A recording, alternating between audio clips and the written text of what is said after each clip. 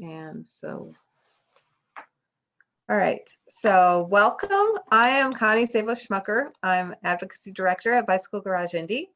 And this is our first ever online spotlight on bicycling. So welcome.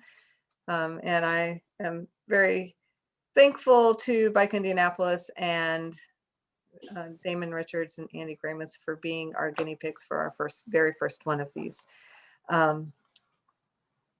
For many years, for I don't know, past 5 or 6 years, we've had a bikes and beer event where we've gathered people together to support the bicycle organizations.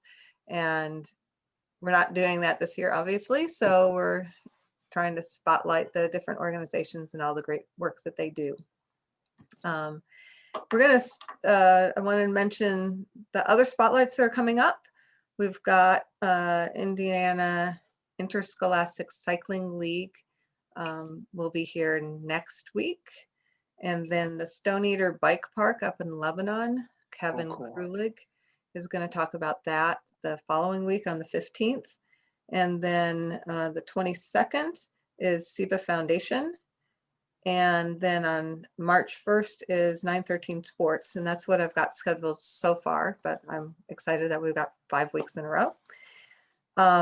We also have Cycling Chats, which is a casual online, start your Tuesday morning off. So that's at 8 o'clock on Tuesday mornings. We'll have a general topic, but it's basically free for all. Had my first one last week, so tomorrow will be the second one of that. And then we've got a special event, sprint intensity cardio, the science behind that with Phil Campbell. And that's a special event on February 17th at 7 to 8:30. And we already have 70 people signed up for that. So that will be it'll be a webinar format rather than a meeting where there's more free question answer discussion time. But we're really excited to have Phil Campbell. We usually have him in person, but this year we've got him online, so we're excited about that.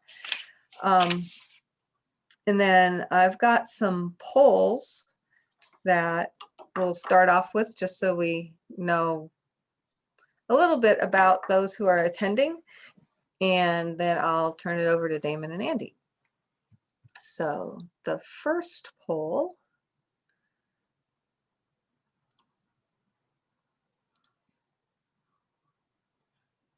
All right, do you see a poll up there? We do. All right.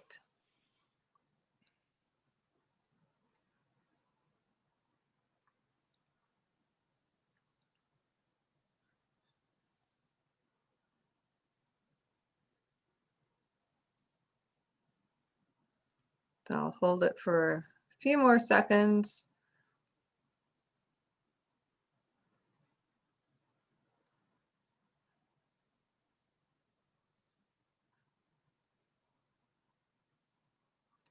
All right. So I'll end it. So this is interesting. It's split. Wow. 33% exactly rode more, the same, or less. So let's see.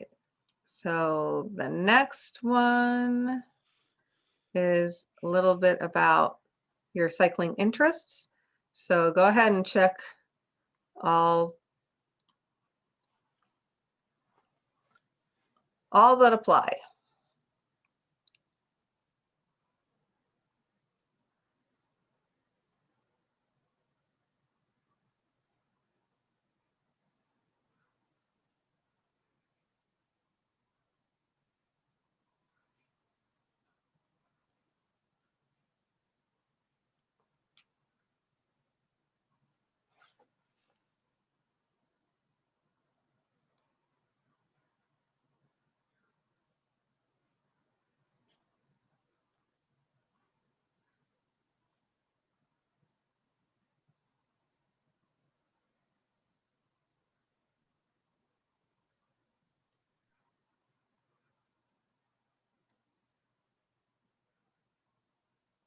Okay, I'll give it about 5 more seconds.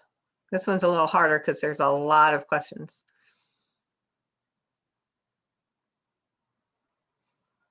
All right, ending polling.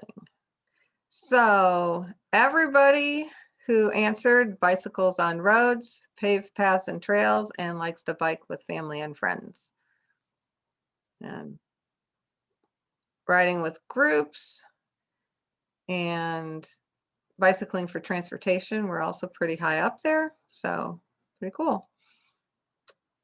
Those are the results.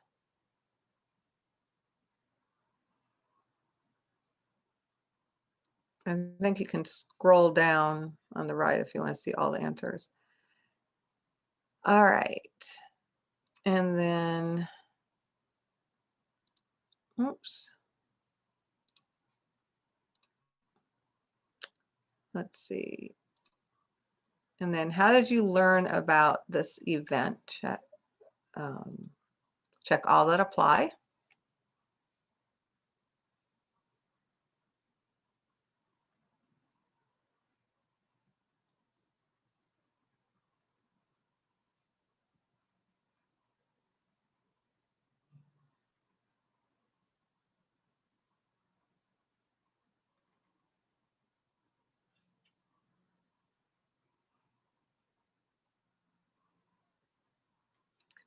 So that's actually pretty split. The most found out from family or friend.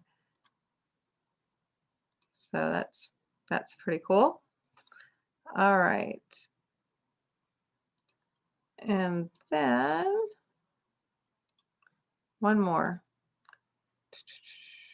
Where is it? Here.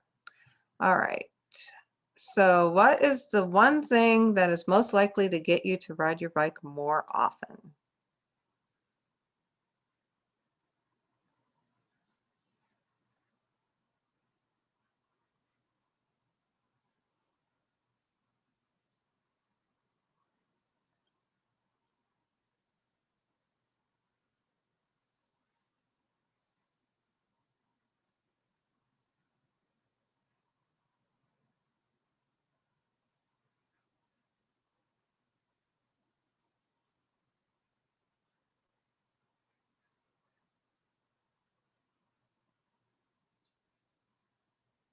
Okay, I'll give you 5 more seconds.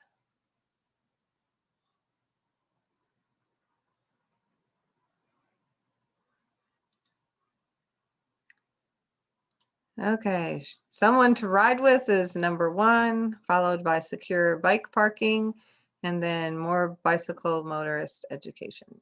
So, and that is the end of our polls. Thank you very much for answering those. And I will turn this over to Damon and Andy.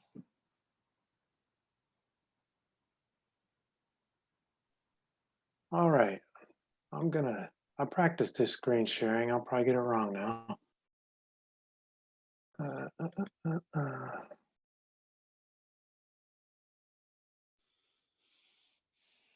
Got it. There we go. Okay, Bike Indianapolis. We are the bicycle advocacy group for Central Indiana. Our mission is to get more people riding bikes. Simple as that. We do that primarily by trying to make riding safe and fun for everyone. There's the 8 to 80.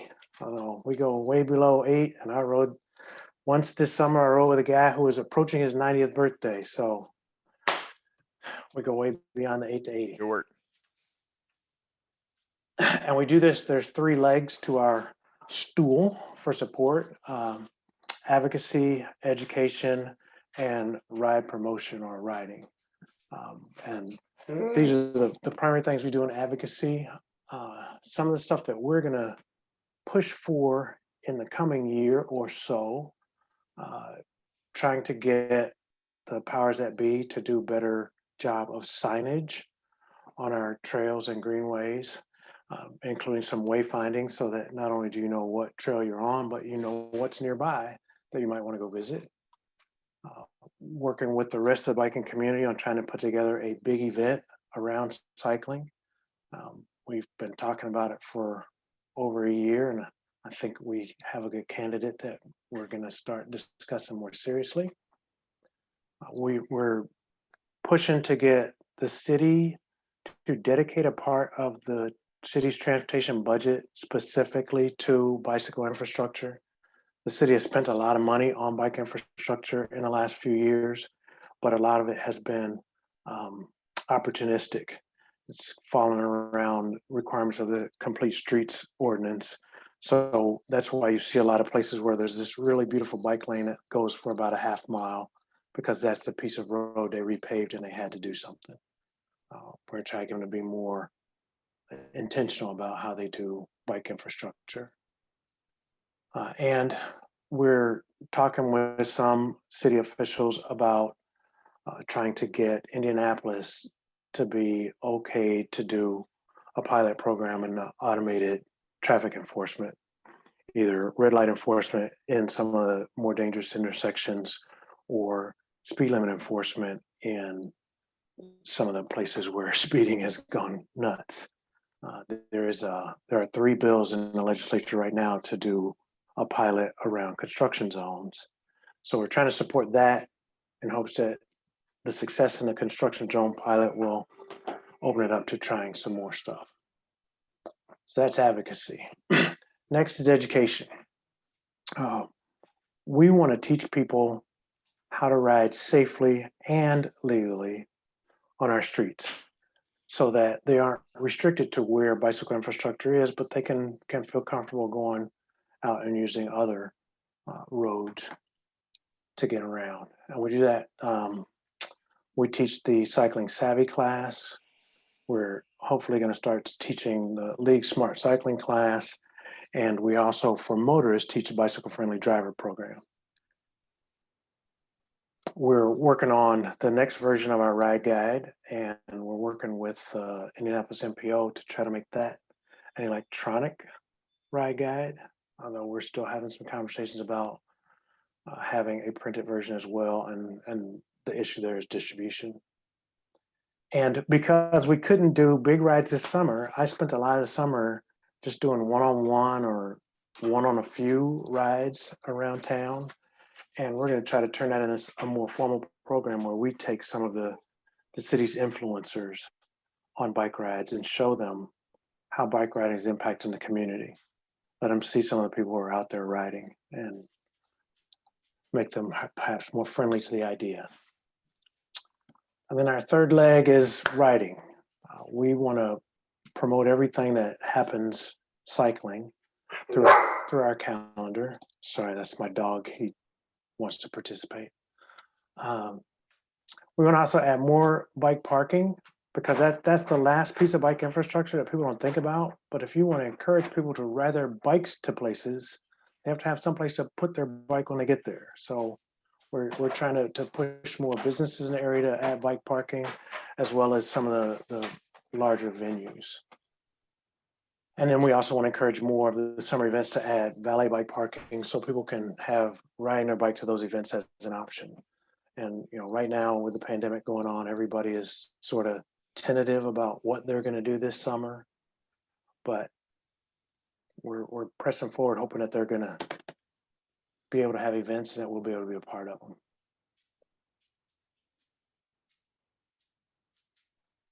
And then, of course, the last one is, how can you help? Well, the biggest way you can help, since our mission is to get more people riding, is first go out and ride. Next, go out and ride with people.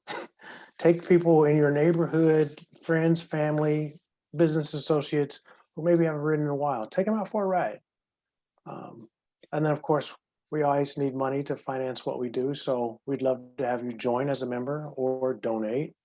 And then lastly, volunteer. We have a lot of things that are going to start happening as we roll into the riding season.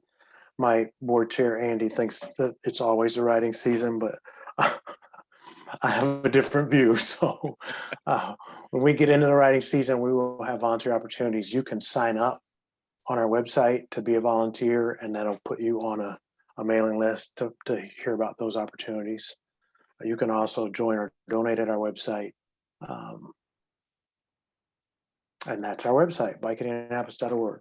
So that's the formal presentation part of this. I'm going to stop sharing, and then we're going to open up to questions.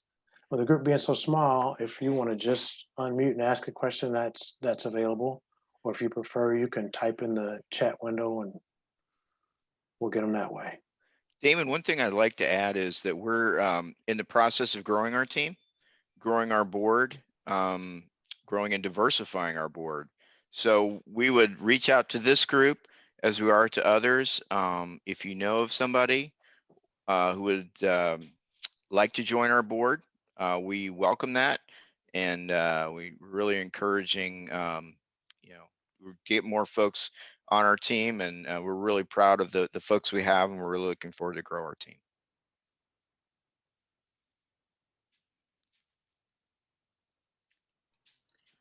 I'll do a couple of housekeeping things, which I should have done at the very beginning. So if you're not familiar with Zoom, if you scroll over to the top right corner, there's a view. So you can click on that. And if you see speaker view, you can click on that and the person who's speaking is bigger and everybody else is smaller. Or you can do gallery view where you see everybody who has their video on. Like Hollywood Squares. Yeah, like Hollywood Squares, which is what I have currently. And then down on the bottom, if you scroll down, there is a chat, which is enabled. So if you don't feel comfortable or don't want to unmute yourself, but you want to put in a comment in the chat, feel free to do that as well. And I'll monitor that, and everybody can, and we'll go from there. So I think, and then there's also reactions and the toolbar down at the bottom. So you can, put thumbs up or claps or hearts or yes or no or anything like that in there. So you can raise your hand, that sort of thing. All right, I'm done with my walkthrough of Zoom for. So Damon and Andy, how is the cooperation with city leaders? I know I spoke with you, Damon, last year, and there was a level of frustration. Is that getting any better? And is there anything that we can do to help you guys out on that? I don't know the answer to that. So the folks in DPW really, they're a group of people who get it now, and they understand the mistakes they've made in the past, and they want to try to avoid them in the future. The place where you could help a lot is if you have any interaction with your city councilor, be sure to mention to them that you are a bike rider, that you support the advancement of cycling in the community, because our city county councilors have a lot of power to move money around.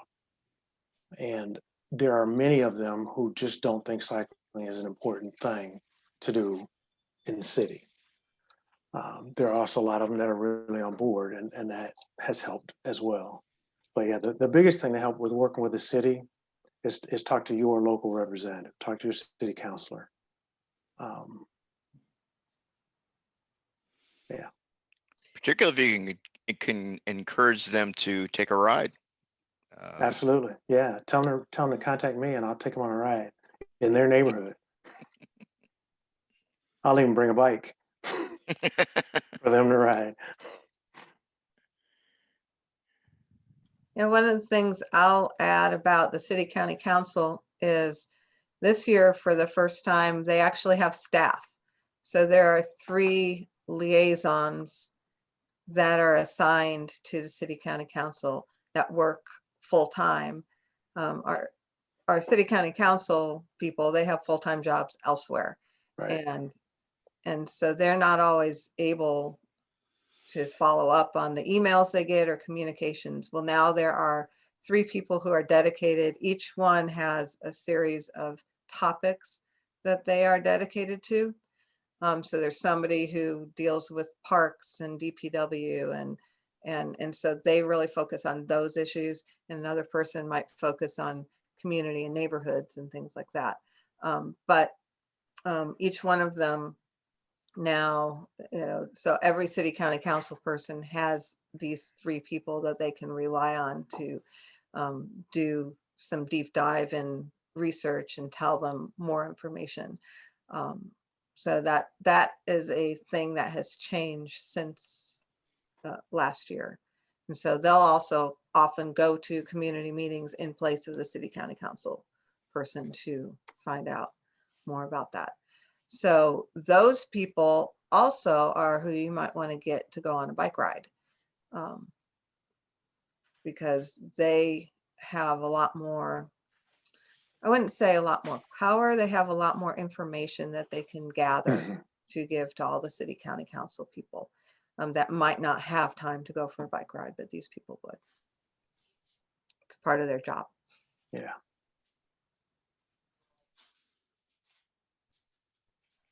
I have a question I would throw out to the group. So in our 3 key areas that we focus on, advocacy, education, and ride, are there things that you see that you would like our group to focus on, or that you think that just the cycling community at large should be focusing on in those 3 key areas?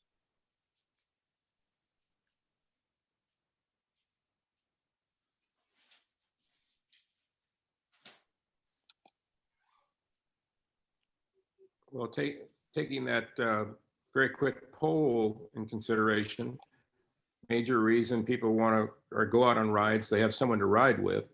Yeah. So sponsoring rides and gathering groups to ride sounds like as important as anything. And then parking, as Damon said, was second. So how do you get more rides going and information out to people about rides? And that's something that we're working on down this year. Yeah, Mike I worked Nugent with- also has his hand up too, so Okay. we'll get him. I worked with Dave, who's on his call last year, to get a weekly community ride going out at his church, the Chapel Hill Cyclers. And it took us a few weeks to figure out all the kinks and get it going, but it became a regular thing. And on Tuesday evening, we'd have a dozen or so folks show up, and we go for a little ride through the neighborhoods. And we're taking that model and what we learned with Dave to other areas in the city this year to try to get more groups like that started. Ideally, to get them all started on Tuesday nights, so we could say on Tuesday night, everybody in the city's on a bicycle. Well, what's really cool about that too is that when we rode through neighborhoods, basically.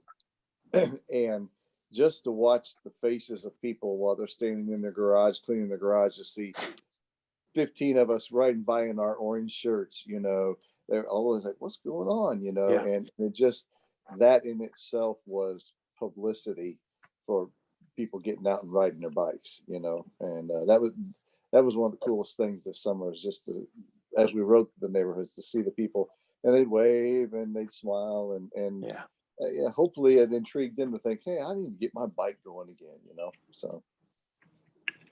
Go ahead, Mike. It's really neat. Yeah, I was just going to say that with, the COVID bike boom, it's great as long as you're not looking for parts or for a new bicycle yourself. But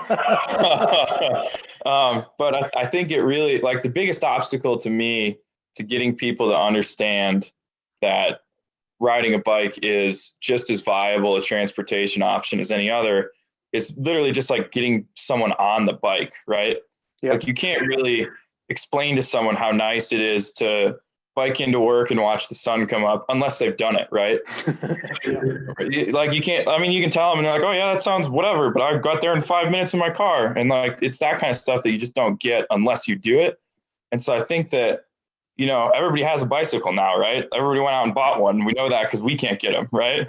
So it's like, we kind of have that little step out of the way. So, I think organizing those rides of like, hey, this is a ride that, like, where do you guys work? Where do you live? What are the things on the way that you can get to, right? That kind of first obstacle isn't as big as it used to be. So I think now is a great time to do it. That's interesting, because that's something that we're working on. And to kind of expand on that, it's interesting because people say someone to ride with. When they say that, they don't necessarily mean a group to ride with.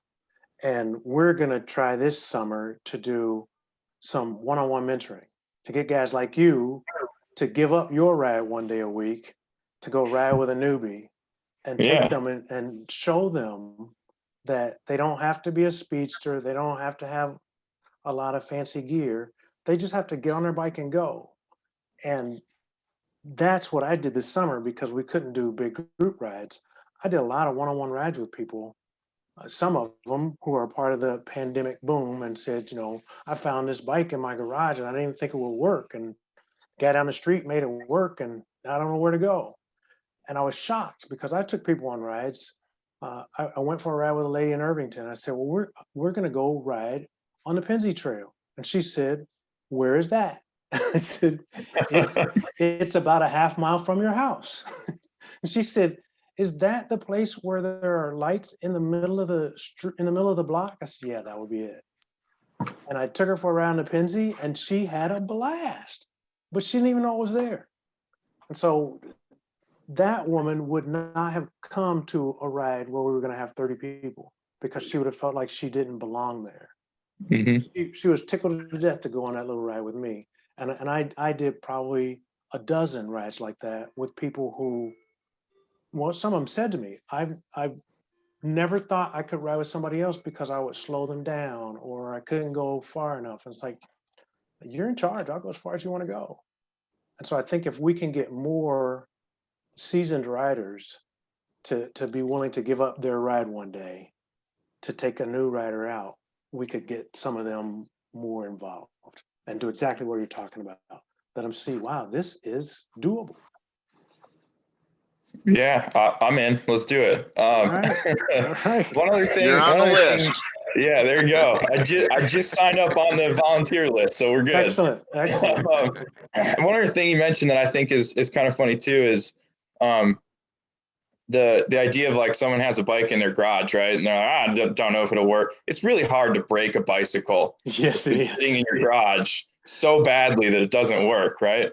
So I think even that, like maybe like, I mean, I'm sure shops do this, but like some really focused outreach on like people that have bikes and haven't ridden them, right? Well, it doesn't work. It's like, well, you probably just need new cables. I mean, it's not, we're not talking $250 of investment, right? It's like, take it to the shop, get a $40 tune-up.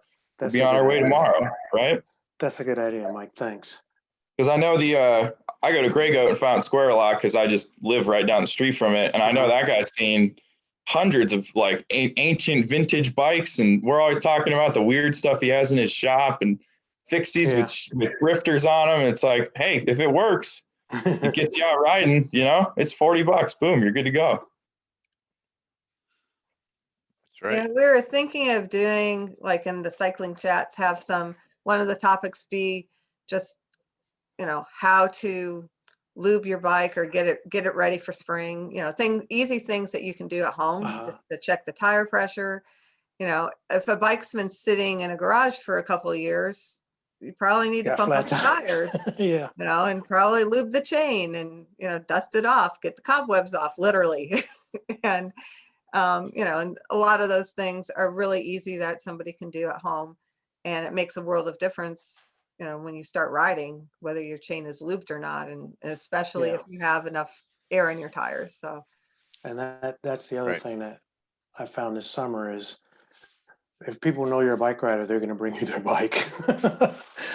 I used to be an IT consultant, and every time I went to somebody's house, they would show me their computer because there was something wrong with it. And now it's bicycles, right? Can you look at this? Why doesn't it shift? Because you need a new cable. And they're simple things. But to somebody who doesn't understand it, it's the thing that keeps them from riding. It's a foreign language. That's a good idea, Mike. We'll see if we can get some people to figure out how to do some kind of campaign around that. Damon, this is Laura. I love the idea of the mentoring. I'm pretty new to cycling, and I really only got in it when I met Dave. Uh-huh. I don't think I ever in a million years would have, as a new cyclist, would have signed up for any kind of group ride. That would have terrified me. Yeah. Even if it was something that I had thought to myself, well, I'd like to get into bike riding, I never would have done a group ride like that. So And- I mean, Dave was a great mentor to me, and that's why I'm attracted to that model. But that's a great idea, because then you can really teach somebody, you know. Yeah. So, And yeah. that's it. Yeah. It really opened my eyes as I rode with some of these folks this summer, because I did the same things with them that I would do if I took out a group.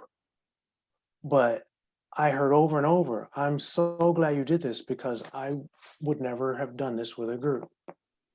And so but when we poll, like the poll that we did tonight, we just ask, would you like to ride with somebody else? And people say yes, but Mhm. they don't mean ride with a group. They mean Right. someone else.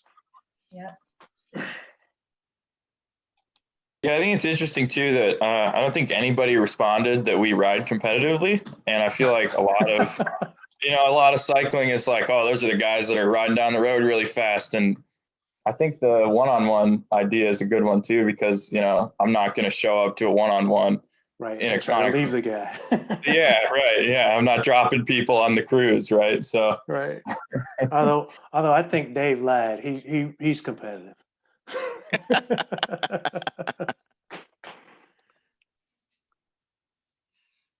Good. Great dialogue. This is very helpful for us, for Damon and I. Hmm. You could call it bike buddies or something like that. Yeah, I'll have to get people more creative than me to play with it and come up with Yeah. something. If you say mentor, Yeah, that doesn't sound right. yeah, it has to be something inviting and welcoming and fun. Yeah. you know. So that's my little idea. put it out on Twitter. People will come up with stuff. That's true. Any other questions or comments? I have one other question, I guess. I wrote in this morning because I'm one of those people that thinks that every day is riding season. Thank you, Mike. Yeah, you're welcome. You're welcome. Not everybody. It was horrendous on anything that wasn't the street. Like, I mean, like scary bad. Yeah. And I mean, I've been riding for a long time, and like even I crashed like twice on the way in just because like my rear tire just went out and I was loaded. And like, I think that's a really big thing that like, I feel like we kind of just have no control over, is like the condition of bike paths and multi-use paths and bike lanes. So like, what do we do about that? Like Old Washington Street Bridge was a skating rink when I went over it this morning. Well, and on the specific, like this morning issue, the best thing to do is to go through the Mayor's Action Center. And there, if you've got the app on your phone, I forget what it's called. Report Indy, something. Request Indy, I think. Request Indy, yeah. If you've got that app on your phone, you can actually send it right from that spot, because it does a geolocation thing. And that does go into the DPW queue and they work on it. DPW has purchased equipment for shoveling the bike lanes. Last I heard, they didn't have anybody who knew how to run it, but that's another issue. Can we volunteer to run it? No, I tried, and that gets into some union issues. I'm still working that, because I think that would be a blast. It's kind of like running Zamboni. But yes, so get it to the Mayor's Action Center, because as those kinds of things bubble up, as they get more and more of those, it gets more attention. We've started talking to the city already about the idea that as we get more bicycle infrastructure, the need for a maintenance budget grows more urgent, because right now, the guys who maintain the bike lanes and trails are the same guys who shovel snow and patch potholes and do all those other miscellaneous things. And so that again is one of those things, when you're talking to your city councilors, talk to them about that maintenance is an important part of putting this in, and that we don't want our bicycle infrastructure to end up looking like our city streets, because they can relate to that experience, because we neglected maintenance on the city streets for so long that we have, these, as our mayor calls them, hogshead holes every spring.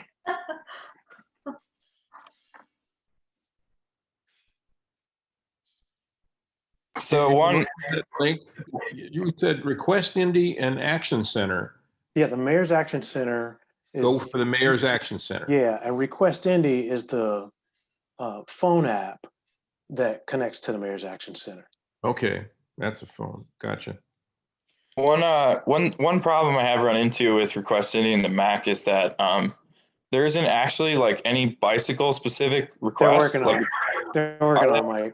Okay, We've good. complained about it a lot, and we finally got the contact to the right person at the city to make it a pain for them. And right now, the city's going through a complete rewrite of Request Indy, and bicycle infrastructure is going to be included in a rewrite. That is great news. Yeah.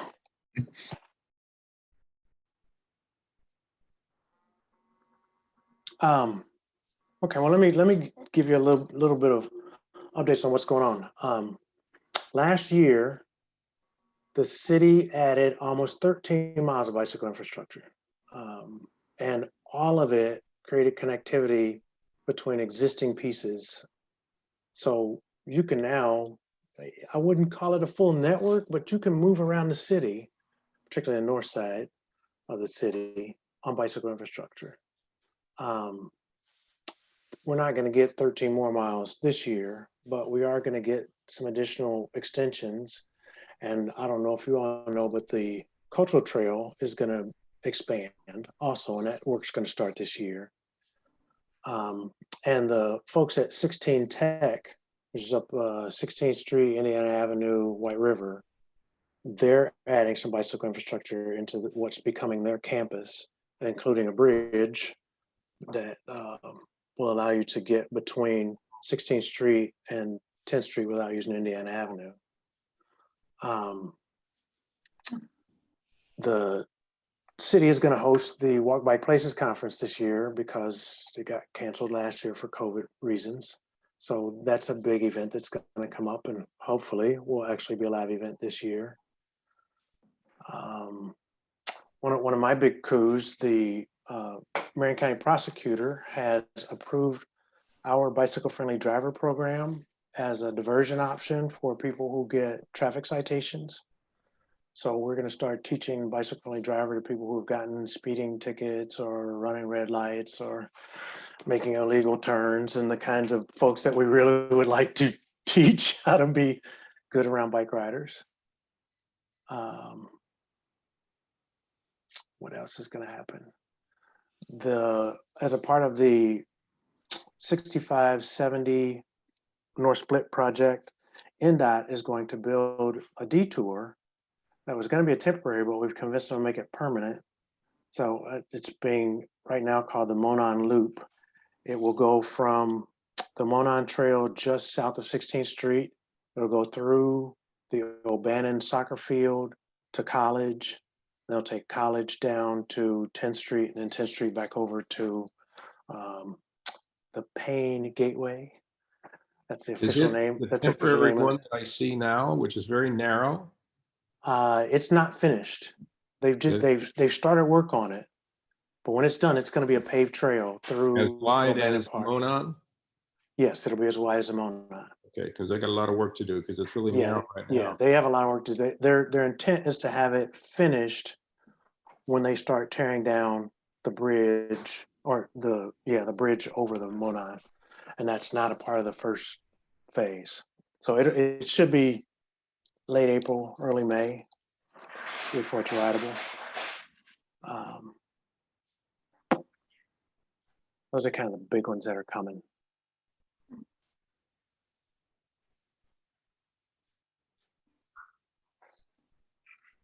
And we're going to start community rides, so be looking for that, and would love to have any of you volunteer to help us get some of these off the ground. And if we're getting one going in your neighborhood, it'd be an easy thing for you to help out with.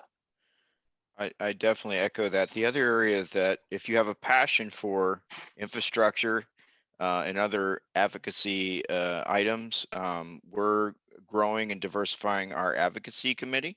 That's for volunteers.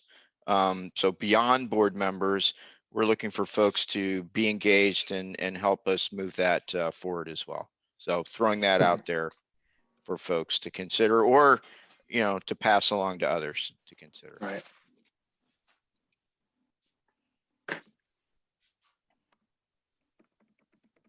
All right. Well, Connie, back to you. You're muted. Okay. So I was just going to say a little bit about the infrastructure in my neck of the woods. Was Fall Creek Trail getting redone, the oldest part getting redone and then extended. So now you can go from, except for the parts that are still under construction because of sewer projects, you can go from Fort Harrison State Park to Riverside Park, all on Fall Creek Trail. And the cool thing about Fall Creek Trail, unlike a lot of the other greenways, is a lot of the roads, it goes under. So you Right. don't have the road crossings. And it's just, and the other roads that it does cross have lights.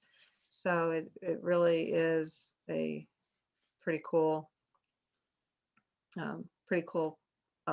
connectivity piece that got extended even more so this year. So that was pretty cool. And that was my sanity ride this whole past year, going up and down Fall Creek. So what I was going to close with basically is we've got our spotlights, we've got on other bicycle organizations coming up. We have cycling chats on Tuesday morning, and then we've got our big event that's coming up on February 17th with Phil Campbell, the science behind high intensity interval training and sprint intensity cardio and the difference between those. Usually we have him in person and everybody sweats and actually has him coach you through a workout. But you can do it at home while he's here or while he's online. So we may try that. But I just wanted to thank everybody. Thank Damon and Andy for being our first guinea pig for this spotlight series, and hope everybody can join us going forward and learn even more about what's going on in bicycling in Indianapolis. And I want to say thanks to you, Connie, and BGI. It's good to have a business partner who helps move bicycling forward. Thank you. Absolutely. Thank Yeah. you so much, Connie. Thank you very much. Well, with that, I'll go ahead and close it unless anybody else has anything. By the way, if you didn't catch it in the chat, Dean Peterson suggested pedal pals for your program. Yeah, I saw that. I like that idea. So you may not have to do too much creative thinking after that. So thank you very much, Dean. And we'll go ahead and close this, and hopefully we'll see you next week. Thank you all All right. for your insights. That helps us all. We really Yep. appreciate it. Thank you. Thank you. Thanks for having this. This is great. Bye-bye. All right. Bye. Bye.